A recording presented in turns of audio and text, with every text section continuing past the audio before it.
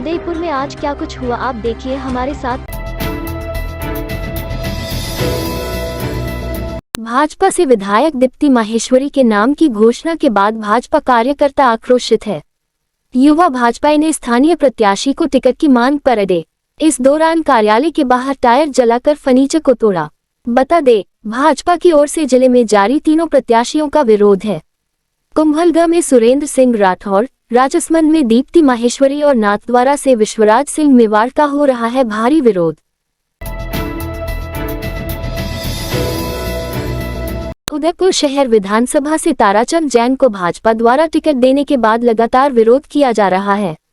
भाजपा के प्रबल दावेदार पारस सिंघवी के समर्थकों द्वारा रविवार को शिवाजी नगर स्थित मीरा सामुदायिक भवन में पारस सिंघवी के समर्थकों द्वारा एक बैठक आयोजित की गई, जिसमें पारस सिंघवी ने उदयपुर शहर भाजपा से प्रत्याशी ताराचंद जैन के खिलाफ मोर्चा खोल दिया। उन्होंने कहा कि जिस व्यक्ति ने भाजपा को सड़क पर लाने का प्रयास किया, उसी को भाजपा के शीर्ष नेतृत्व ने टिकट दे दिया।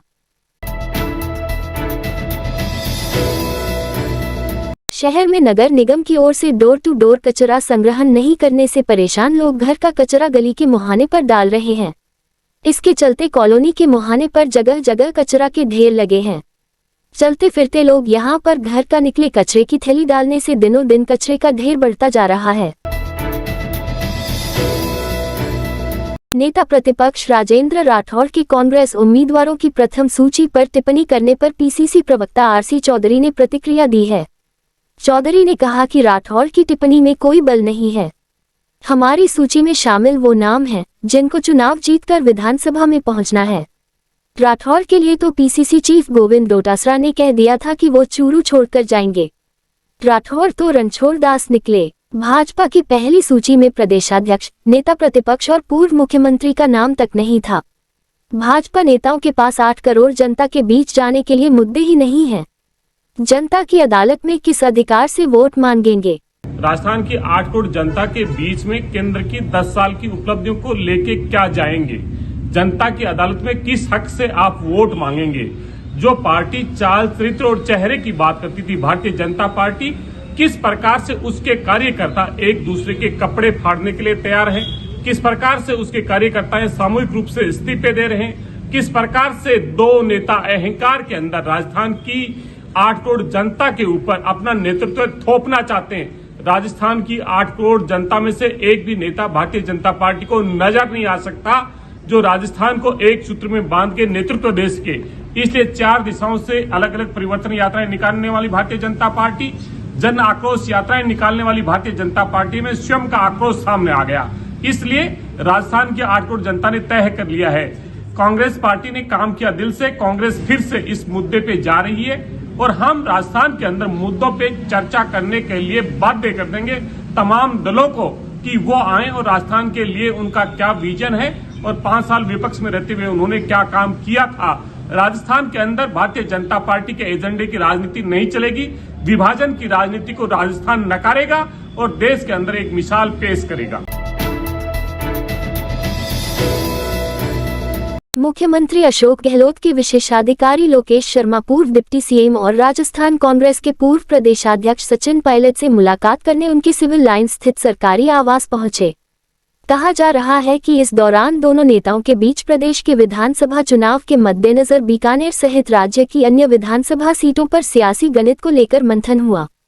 ये भी माना जा रहा है कि लोकेश शर्मा मुख्यमंत्री अशोक गहलोत के दूत बनकर सचिन पायलट के पास पहुंचे थे और राजस्थान में कांग्रेस की जीत को लेकर गहलोत का संदेश पायलट को दिया। लेकिन राजनीतिक विश्लेषक बता रहे हैं कि मसला कुछ और ही है। जो बात थी वो मैंने बता दी कि भाई अब आगे हम चुनाव में जा रहे हैं तो किस तरीके से हम सब लोग और ज़्यादा अच्छा काम कर सकते हैं। तो जो भी उन्होंने डायरेक्शंस दिए उसके अकॉर्डिंगली काम करेंगे और चुनाव जीतेंगे हम लोग। अब ये तो तय मुख्यमंत्री जी और कांग्रेस आला कमान और हमारी पार्टी को करना है कि कहाँ से अवसर देंगे। मेरी जहाँ उपयोगिता समझेंगे मैं वहाँ के लिए तैयार हूँ। तो ये तो लोकतंत्र है, हर व्यक्ति को चुनाव में पार्टी की तरफ से जो सक्रिय कार्यकर्ता है उसको टिकट मांगने का अधिकार है। तो टिकट मांगने से तो कोई दिक्कत है नहीं ना, कहीं पे भी हम भी टिकट मांग रहे हैं। कल्ला जी खुद कह रहे हैं कि मैं ही लड़ूंगा, तो बहुत अच्छी बात है ना। पार्टी जिसको भी अवसर देगी हम सब लोग मिलजुल कर चुनाव लड़ेंगे। आप लगातार मुख्यमंत्री के साथ हैं, आज सचिन पायलट के दर पर हैं, क्या कहना है? नहीं, देखिए मैंने अभी कहा कि हमेशा सिर्फ मुख्यमंत्री जी के ओएसडी के रूप में देखा जाना या उसके बारे में बात करना कि आप विशेषाधिकारी है यहाँ क्यों, अब मुझे पार्टी ने एक और जिम्मेदारी दे रखी है, मुझे सेंट्रल वॉर रूम का को चेयरमैन बना रखा है। तो आगे हम चुनावों में जा रहे हैं, किस तरीके से हमें काम करना है, क्या और सुझाव हमें मिल सकते हैं, कैसे और मजबूती से हम काम कर सकते हैं, क्या इम्प्रूवमेंट किए जा सकते हैं, क्योंकि अब चुनाव है और एकजुटता के साथ चुनाव लड़ते हुए हमें कांग्रेस की सरकार की वापसी करवानी है। जवाहर कला केंद्र की ओर से आयोजित दशहरा नाट्य उत्सव के दूसरे दिन नाटक का मंचन हुआ।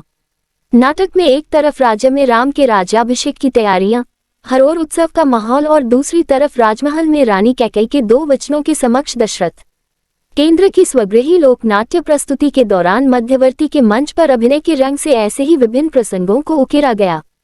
नाट्य में परिकल्पना व निर्देशन वरिष्ठ नाट्य निर्देशक अशोक राही की रही। इस रात की सुबह नहीं होती जब तक हाथ में उसकी गर्माहट नहीं होती। चाय का प्याला, अखबार साथ पुराना है, मिट्टी से जोड़ता है। खबरों की खुशबू से सारा घर महकता है। हर रंग में ढला कहानियों से किस्सों तक ले जाता है बेरोक टोक। देश के हर हिस्से तक ये हकीकत का आईना है, ख्वाबों को सच करके दिखाता है। दैनिक नवज्योति, आपके लिए, आपके साथ। ये थे आज के मुख्य समाचार। विस्तार से जानने के लिए पढ़ते रहिए दैनिक नवज्योति। दैनिक नवज्योति के YouTube चैनल को सब्सक्राइब करें और ताज़ा अपडेट के लिए बेल आइकॉन दबाएं।